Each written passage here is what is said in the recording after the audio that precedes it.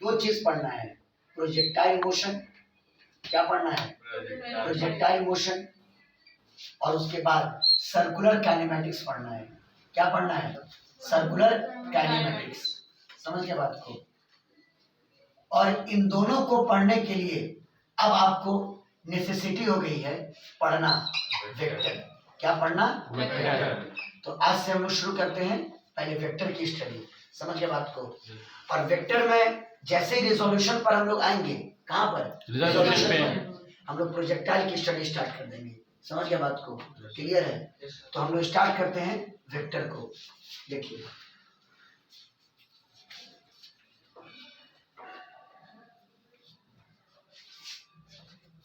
Vector को appropriate वे में आप कैसे डिफाइन कर सकते हो, जरा वो देखो।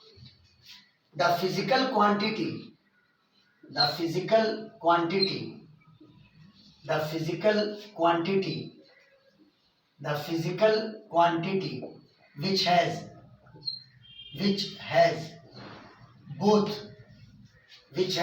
both magnitude, which has both magnitude and direction, magnitude and direction, ठीक है।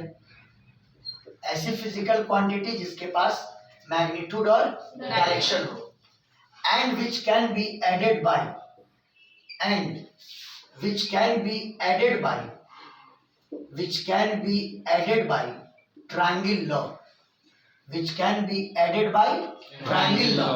सबसे इंपॉर्टेंट बात, which can be added by triangle law, triangle law, and which can be added by triangle law is called vector, is called vector। ये vector का एक complete आपका definition हुआ। समझ में आई बात। ऐसे फिजिकल क्वांटिटी जिसके पास मैग्नीट्यूड और डायरेक्शन हो, और जब ऐड किया जाए तो कौन से लॉ से ऐड किया जाए, ट्रायंगल लॉ से, उसको हम लोग क्या कहते हैं, वेक्टर कहते हैं। समझ में आई बात। जैसे एग्जांपल में, फॉर एग्जांपल आप एक चीज सोचिए कि इलेक्ट्रिक करंट उसके पास मैग्नीट्यूड भी होती है और डायरेक्शन भी होती है, higher potential to lower potential outside the battery, और inside the battery lower potential to higher potential. यानी करंट के पास मैग्नीट्यूड भी है और डायरेक्शन भी है, लेकिन फिर भी करंट स्केलर है। करंट क्या है, स्केलर है। मैग्नीट्यूड और डायरेक्शन होने के बावजूद भी करंट क्या है, स्केलर है। इसकी कॉज क्या है, देखिए। although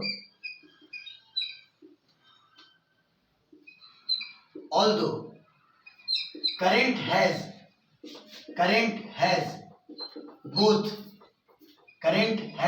both magnitude, समझ जाओगे, magnitude, Yes, sir. and direction, but it is a scalar। ये एक स्केलर क्वांटिटी है। ये क्या है, स्केलर क्वांटिटी है। What is the cause behind it. Cause ये है कि दो या दो से ज्यादा करंट को जब ऐड करना होता है ना, तो हम लोग ट्रायंगल लॉ का यूज नहीं करते हैं, अलजेब्रिक लॉ का यूज करते हैं। किसका यूज करते हैं, अलजेब्रिक लॉ का। जहां पर आप अलजेब्रिक लॉ का यूज किए वो स्केलर होगा। वो क्या होगा, स्केलर होगा। बात फॉलो किए। तो टू ऐड करंट्स को ऐड करने के लिए we use algebraic law. Current को ऐड करने के लिए हम लोग यूज करते हैं कौन सा law, algebraic law, simple algebraic law. तो सर कैसे, सोचो, ये कोई वायर है, ये कोई दूसरा वायर है। अब मान लो यहाँ पे जंक्शन है और मान लो कि यहाँ पे थर्ड वायर है। बात फॉलो किए। आप इस जंक्शन का नाम दे दो ओ, समझ गए। मान लो इस पहले वायर में ओ की तरफ गया 10 एम्पियर का करंट, बोलो। सेकंड वायर में ओ की तरफ गया 5 एम्पियर का करंट, बोलिए, है ना। बताओ जंक्शन पर टोटल करंट कितना रीच किया, 10 + 5, 10 + 5। यानी आपने जोड़ा कौन से लॉ से, अलजेब्रिक लॉ से। बात फॉलो किए। तो 10 + कितना, 5, यानी 15 एम्पियर का करंट इस थर्ड वायर से जाएगा। बात फॉलो किए। यानी इन दोनों को जब आपने ऐड किया, added by algebraic law, added by algebraic law, added by algebraic law, added by algebraic law. इसीलिए करंट कैसी क्वांटिटी है? स्केलर क्वांटिटी है. करंट क्या है? स्केलर क्वांटिटी है. तो वेक्टर होने का सबसे इंपॉर्टेंट कंडीशन क्या है कि वेक्टर को ऐड किया जाए कौन से लॉ से? ट्रायंगल लॉ से. कौन से लॉ से? ट्रायंगल लॉ से. बात क्लियर है? फोटो लीजिए.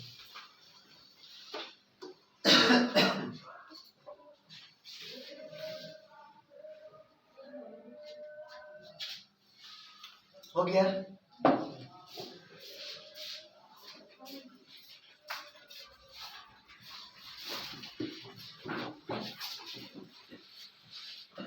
देखिए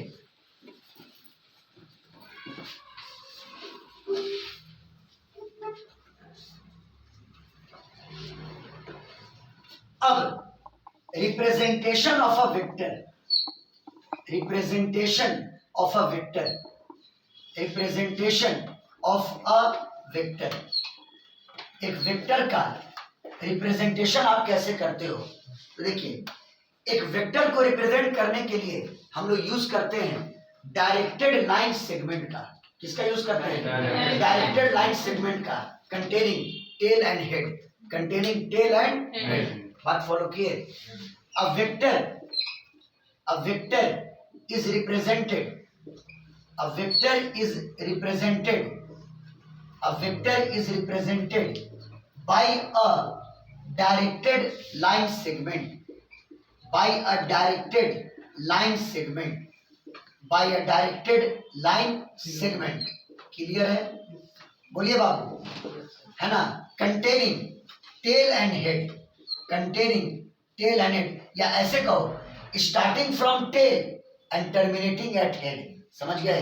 starting from tail and terminating at head. समझ गए? Starting from tail, starting from tail. थोड़ा लैंग्वेज बदल देते हैं, हमेशा एक ही लैंग्वेज क्यों? Starting from tail and terminating at head. Head पर जाकर के टर्मिनेट करेगा. And terminating at head, terminating at head. बोलो कोई दिक्कत? चलो आओ देखो. और डायरेक्टेड लाइन सेगमेंट यानी you will always talk about straight line, है ना? वेक्टर की जब भी बात हो तो स्ट्रेट लाइन, दो पॉइंट के बीच में. जैसे इसको मान लो ए और इसको क्या मान लो? बी. तो ऐसा सोचो कि स्टार्ट हुआ था ए से, तो मतलब ए इनिशियल पॉइंट. ए क्या हुआ? Initial point. अभी रुकना, कंप्लीट नहीं हुआ वो डायग्राम. अब टर्मिनेट किया बी पर, तो ये फाइनल पॉइंट, ये फाइनल पॉइंट, ये फाइनल पॉइंट. तो एरो का जो सेंस दोगे, किसका सेंस? एरो का. वो हमेशा initial to final, initial to final, ये एरो का सेंस होगा. बात आई समझ में? इसको आप ऐसे भी कह सकते हो, टेल जहां से स्टार्ट हुआ, जहां पे टर्मिनेट किया उसको बोलोगे हेड. बात फॉलो किए? बोलिए समझ में आया कि नहीं आया? तो to represent any vector, to represent any vector we need to draw a directed line segment. किसी भी वेक्टर को रिप्रेजेंट करने के लिए आपको ये डायरेक्टेड लाइन सेगमेंट बनाना होगा. क्या बनाना होगा? Directed line segment. क्लियर है? अब सुनिए, आपने कहा था कि वेक्टर के अंदर दो चीज होती है, मैग्नीट्यूड और डायरेक्शन. तो सुनिए, इस डायरेक्टेड लाइन सेगमेंट का जो लेंथ होगा, इस डायरेक्टेड लाइन सेगमेंट का जो लेंथ होगा वो रिप्रेजेंट करेगा मैग्नीट्यूड को. किसको? मैग्नीट्यूड को, है ना? देखिए, the length of directed line segment, the length of directed line segment, the length of directed line segment will give magnitude, will give magnitude. समझ गया बात को? डायरेक्टेड लाइन सेगमेंट का लेंथ आपको क्या देगा? मैग्नीट्यूड देगा. समझ गया बात को? यानी ये जो लेंथ होगा वो वेक्टर के मैग्नीट्यूड को बताएगा, और ये जो एरो का सेंस है वो वेक्टर के डायरेक्शन को बताएगा. बात आई समझ में? The sense of arrow, the sense of arrow, the sense of arrow will give, the sense of arrow will give direction of vector. The sense of arrow will give direction of vector. Arrow का sense vector के direction को बताएगा, will give direction of vector. बात आ गई समझ में? बोलो क्लियर है? इसका जो लेंथ होगा वो बताएगा किस चीज को? मैग्नीट्यूड को। और एरो का सेंस क्या बताएगा? डायरेक्शन को। अब एक चीज, सिंबल में आप उस वेक्टर को कैसे लिखोगे? Symbolic representation. तो सबसे पहले टेल का नाम लिखिएगा, टेल जिस पॉइंट पर है तो ए, हेड किस पॉइंट पर है? बी। ए बी लिखने के बाद ये सिंबल, ये मार्क दे दीजिएगा एरो का साइन। बात फॉलो किए? How will you read it? A B vector कैसे पढ़ोगे? ए बी वेक्टर कैसे पढ़ोगे? A B vector. इसको पढ़ोगे आप ए बी वेक्टर, इसको आप पढ़ोगे ए बी वेक्टर। बात फॉलो कर गए? चलिए, ये तो वेक्टर का सिंबल हुआ।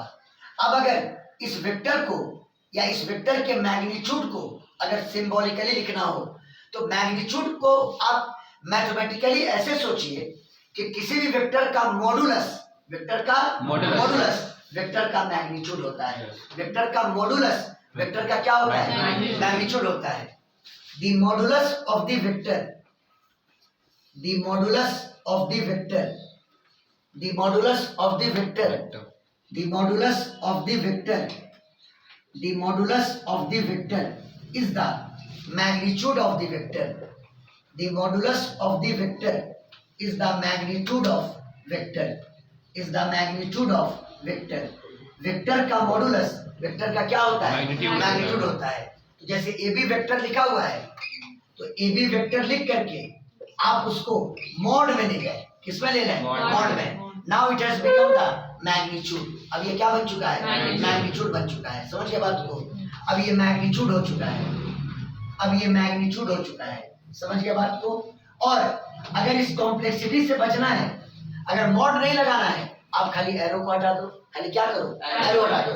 इन्हें सिंपली आप ए बी लिख दो तो ये ए बी भी बताएगा ए बी वेक्टर के मैग्नीट्यूड को, ए बी वेक्टर के मैग्नीट्यूड को। बात आई समझ में? नहीं क्लियर हुआ? और एक इंपॉर्टेंट बात कि magnitude is always positive. Magnitude कभी नेगेटिव नहीं हो सकता है। Magnitude is always positive, magnitude is always positive. Vector का मैग्नीट्यूड कभी नेगेटिव नहीं हो सकता है। इतनी बात क्लियर हो गई?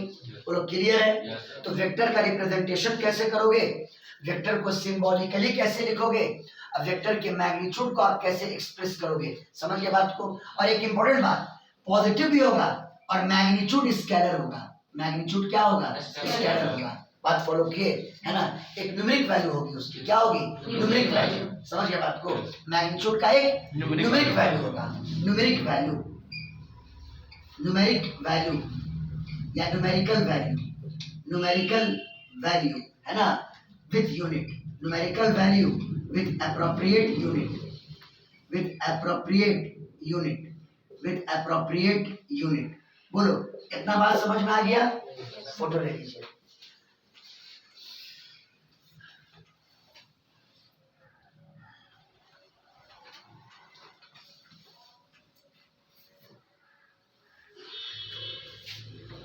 बोलो। yes, sir।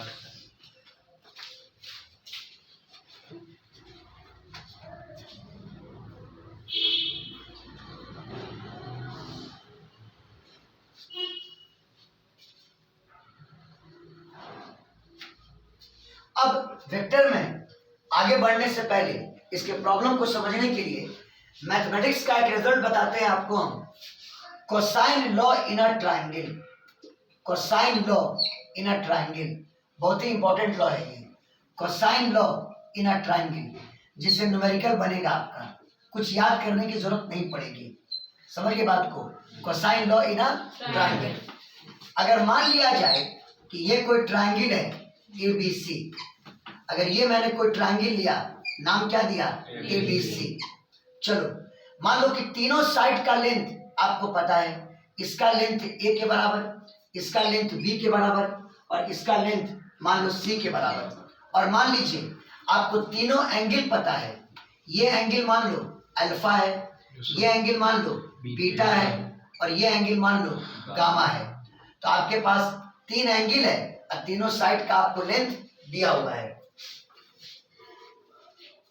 और तीनों साइड का आपको लेंथ दिया हुआ है। तो देखिए कोसाइन लॉ क्या कहता है, according to cosine law, according to cosine law, चलिए आप कोई पहला एंगल पकड़ो, किसको पकड़ो? अल्फा। तो देखिए कॉस अल्फा लिखने का तरीका क्या होगा, सुनिए, हम प्रूफ नहीं करेंगे, ये मैथमेटिक्स का प्रूफ है, हमको रिजल्ट समझना है। अल्फा किसके किसके बीच में? AC और AB के बीच में।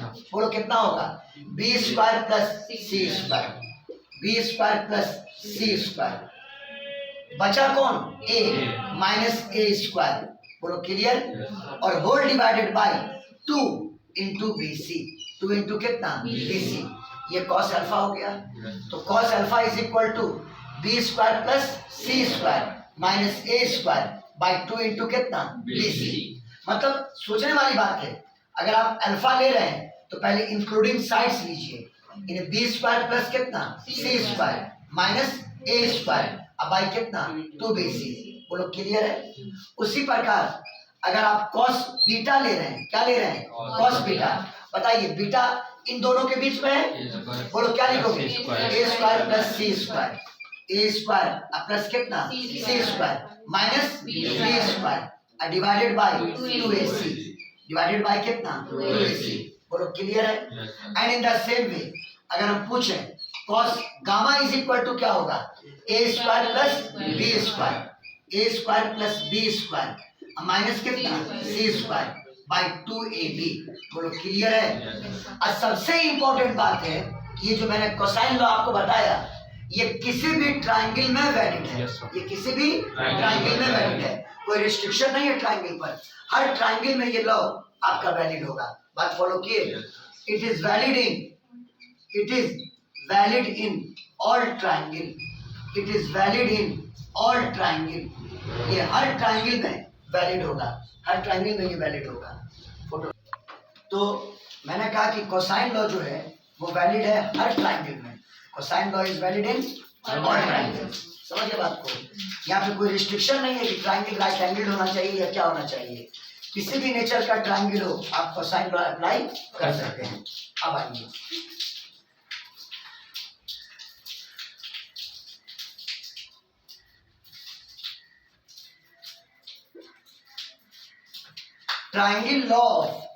triangle law of addition, triangle law of addition, triangle law of addition, triangle law of addition of two vectors, triangle law of addition of two vectors, मतलब दो वेक्टर्स को ऐड करने का कौन सा लॉ? Triangle law. बात फॉलो किए, मान लो आपके पास दो वेक्टर है, A vector and B vector, are two given vectors, ये मान लीजिए आपके पास दो वेक्टर्स हैं, बात आई समझ में? A और B दो गिवन वेक्टर्स हैं, समझ गया बात को? अगर इन दोनों को ऐड किया जाए तो A vector plus B vector दोनों ऐड होकर के एक वेक्टर ही देगा, क्या देगा? वेक्टर, और उसको डिनोट करो by R vector, means resultant vector, means what? Resultant vector means resultant vector. बात आ गई समझ में? मतलब ये बात है कि the sum of two vectors will always give a vector as the result। बात समझ गए? The sum of two vectors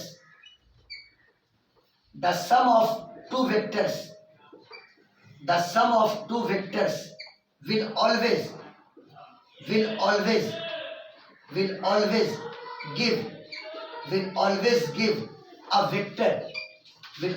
give a vector as result। और एक इंपॉर्टेंट और बात है यहाँ पर कि जिन दो वेक्टर को आप ऐड कर रहे हो दोनों का फिजिकल नेचर सेम होना चाहिए। अगर ये वेलोसिटी है तो ये भी वेलोसिटी होना चाहिए, अगर ये एक्सेलरेशन है तो ये भी एक्सेलरेशन होना चाहिए। समझ में आई बात? यानी ये भी देना जरूरी है। The two vectors to be added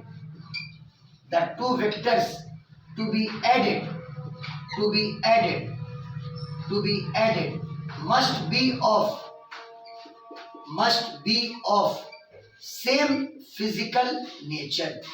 must be of same physical nature, एक ही फिजिकल नेचर का होना चाहिए। बोलो क्लियर है? जिन दो वेक्टर को आप ऐड कर रहे हो वो दोनों एक ही फिजिकल नेचर का होना चाहिए। कोई शक? ना सर। क्लियर है? yes, चलिए आइए। नाउ द क्वेश्चन अराइजेस कि इन दोनों वेक्टर को आप ऐड कैसे करोगे। जैसे मान लो ये ए वेक्टर है, बोलो क्लियर, उसका ये डायरेक्टेड लाइन सेगमेंट है, yes, ये टेल हुआ और ये हेड हुआ। ये मान लो बी वेक्टर है, ये मान लो क्या है, बी वेक्टर, जिसका टेल ये हुआ और हेड ये हुआ। बोलो क्लियर है? स्पेस में कहीं भी ओरिएंटेड है, समझ गए? आपको इन दोनों को क्या करना है, ऐड करना है, ऐड करना है।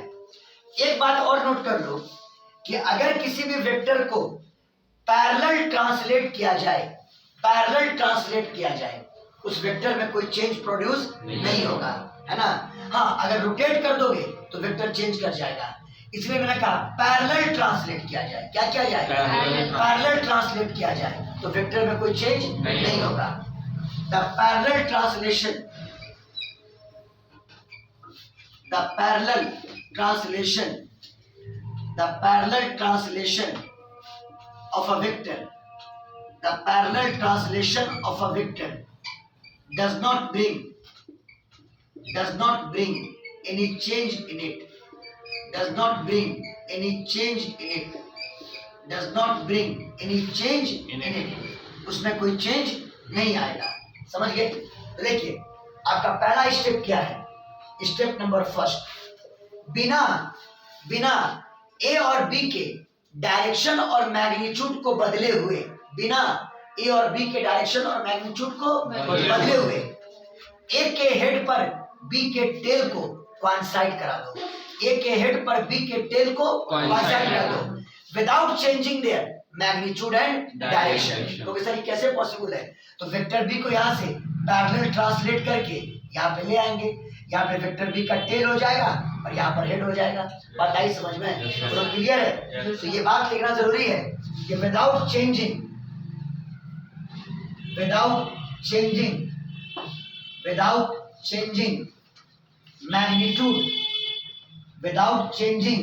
Magnitude and direction of either vectors, यानी दोनों वेक्टर्स, यानी दोनों वेक्टर्स, अरे बोलिए ना, the head of A vector must coincide with the tail of B vector. बात फॉलो किए? The head of A vector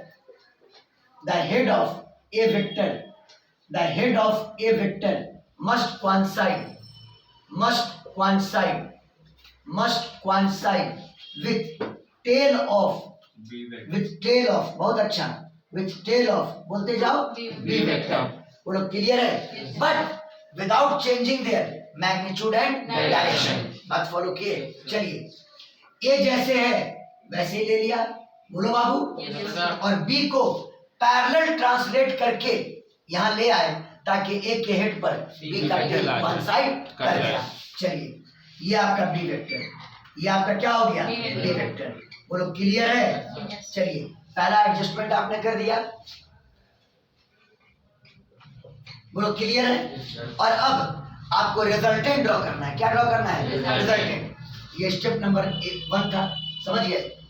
देखिए वेक्टर ए के टेल को वेक्टर बी के हेड से ज्वाइन करने वाला वेक्टर, वेक्टर ए के टेल को वेक्टर बी के हेड से ज्वाइन करने वाला वेक्टर यही आर वेक्टर होगा। यही क्या होगा? आर वेक्टर होगा।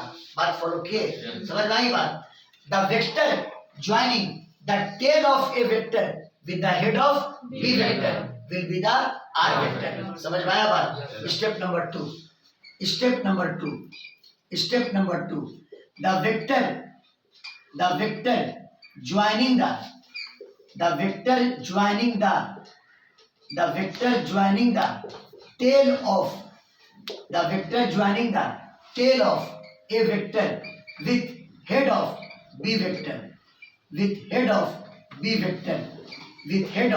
b vector will give r vector। क्या देगा बाबू? r vector. यही आपका रिजल्टेंट वेक्टर हो जाएगा। ये आपका क्या हो जाएगा, रिजल्टेंट वेक्टर। समझ में आई बात? अब अगर इसको आप एक डिफिनेशन का फॉर्म दो तो देखिए तरीका क्या है। जिन दो वेक्टर को ऐड करना था उसको ट्रायंगल पर दो साइड के लॉन्ग आपने पहले ऑर्डर में लिया। समझ गए? जिन दो वेक्टर को ऐड करना था उसको ट्रायंगल के दो साइड के लॉन्ग आपने किस में लिया, ऑर्डर में। ऑर्डर में लेने का मतलब कि फर्स्ट के हेड पर सेकंड का टेल लिया, ये ऑर्डर हुआ। ये क्या हुआ, ऑर्डर। फर्स्ट के हेड पर सेकंड का टेल लिया। बात फॉलो किए? नहीं समझे बात को? देखो the two vectors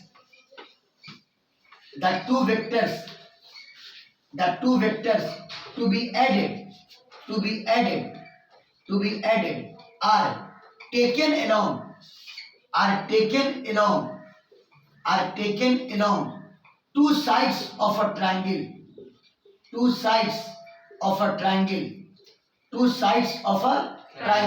in order।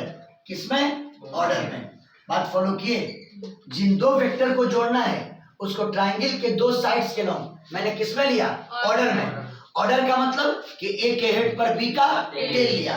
बोलो क्लियर है? देन ट्रायंगल का जो थर्ड साइड होगा लेकिन रिवर्स ऑर्डर में। किसमें, रिवर्स ऑर्डर में। अगर वही ऑर्डर लेते ना तो रिजल्टेंट ये लेना पड़ता, लेकिन ये रिजल्टेंट नहीं है, रिजल्टेंट आपका ये है। इन रिजल्टेंट लेने के समय आपने ऑर्डर को क्या किया, रिवर्स कर दिया। समझ में आई बात? तो the third side of the triangle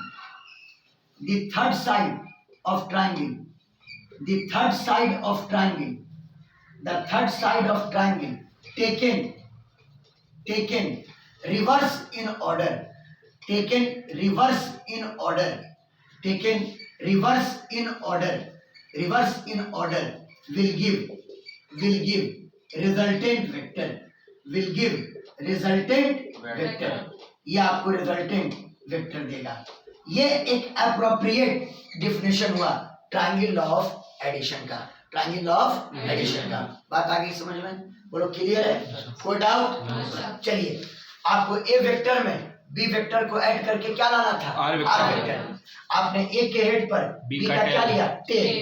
A के टेल को बी के हेड से मिला दो, आपको क्या मिल जाएगा, आर वेक्टर शॉर्ट फॉर्म में। बात आई समझ में? ए के हेड पर बी का टेल ले लो और ए के टेल को बी के हेड से मिला दो, आपको क्या मिल जाएगा, आर वेक्टर। सबसे सिंपल तरीका। बात आई समझ में?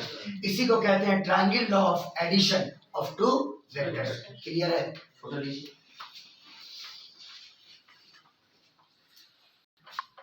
हो गया? देखो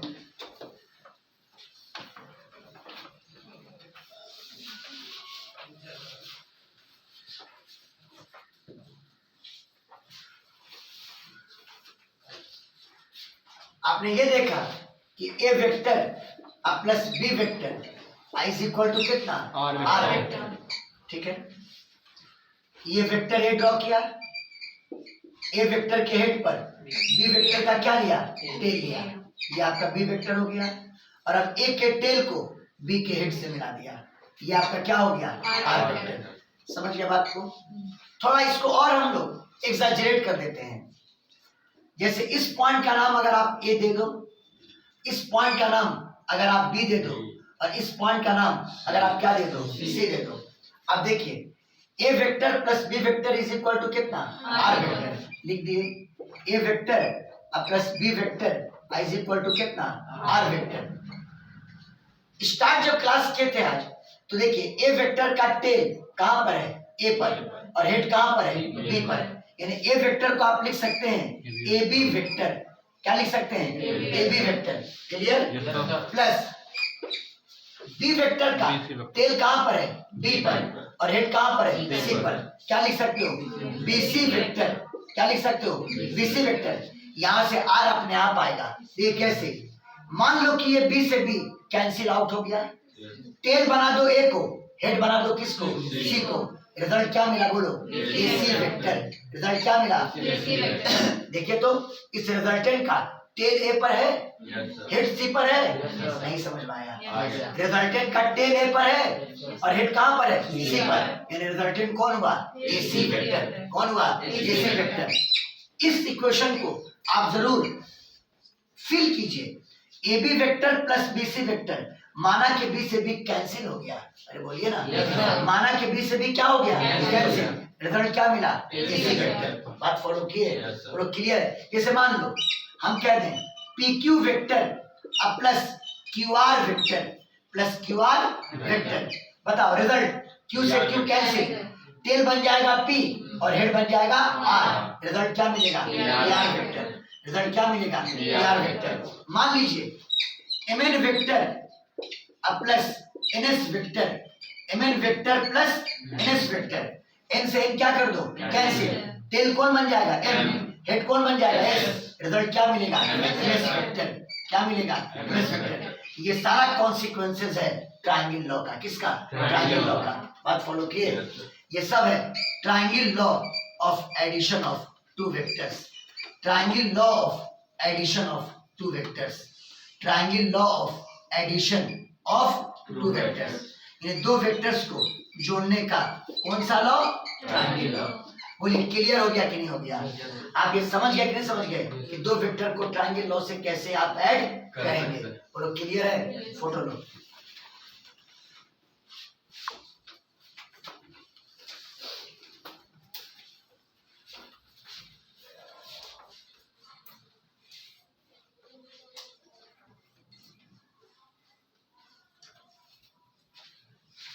अब देखिए how to trace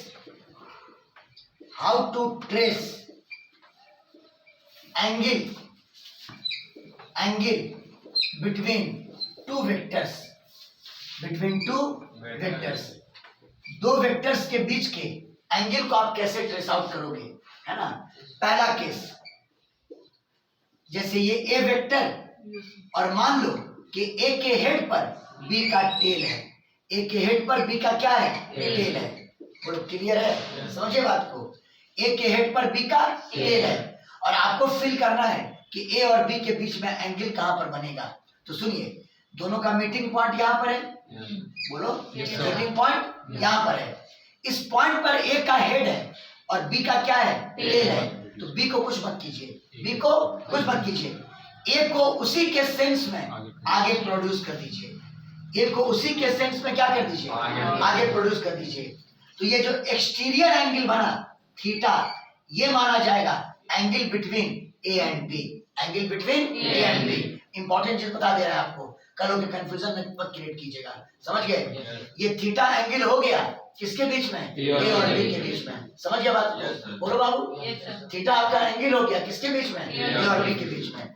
theta angle between A and B, theta is equal to angle between A vector and किसके, बी वेक्टर। ये केस फर्स्ट हो गया। आइए केस सेकंड, ये मान लो ए वेक्टर और ये मान लो बी वेक्टर, ऐसा भी केस कभी कभी मिलेगा आपको। दोनों का टेल कॉमन पॉइंट पर है, बोलो दोनों का, अब तक तो टेल समझ चुके हो ना, दोनों का टेल क्या है, कॉमन पॉइंट पर है। तो हमने क्या कहा, जब टेल है तो उसको बढ़ाने की कोई जरूरत नहीं है, ये ऑलरेडी प्रोड्यूस्ड है, ये ऑलरेडी प्रोड्यूस्ड है। ये इंटीरियर एंगल ही दोनों के बीच का एंगल माना जाएगा। बात फॉलो किए, यानी ये थीटा हो जाएगा angle between A vector and किसके, B vector, angle between A vector and B vector. बोलो क्लियर है, बताइए आज का सारा कंटेंट आपको क्लियर हो गया कि नहीं हो गया, कोई डाउट।